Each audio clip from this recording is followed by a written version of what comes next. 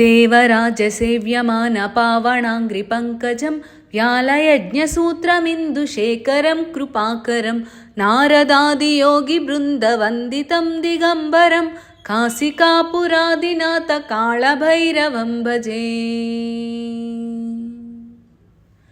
शूलटङ्कपाशदण्डपाणिमादिकारणं श्यामकायमादिदेवमक्षरं निरामयं भीमविक्रमं प्रभुं विचित्रताण्डवप्रियं काशिकापुरादिनाथकालभैरवं भजे।